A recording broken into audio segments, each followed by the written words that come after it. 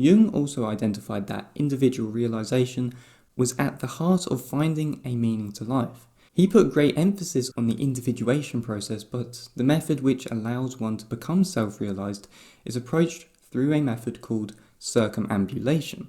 This is the idea that through continuous potential as an individual, interests manifest themselves in present life. These interests are those which will help you realize what it is that will hopefully allow you to gravitate towards your ideal self. But the problem here is that obviously you will begin as the archetypal fool, as that is always the case before becoming a master in whatever it is that you idolize.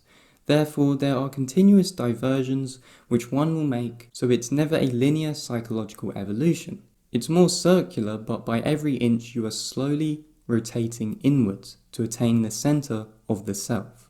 It's no different from a maze, and maybe even the concept and creation of the maze is a conscious or unconscious representation of circumambulation, because one enters into the game of life from all different entrances, but then one is continuously confronted with physical and mental walls until reaching the center.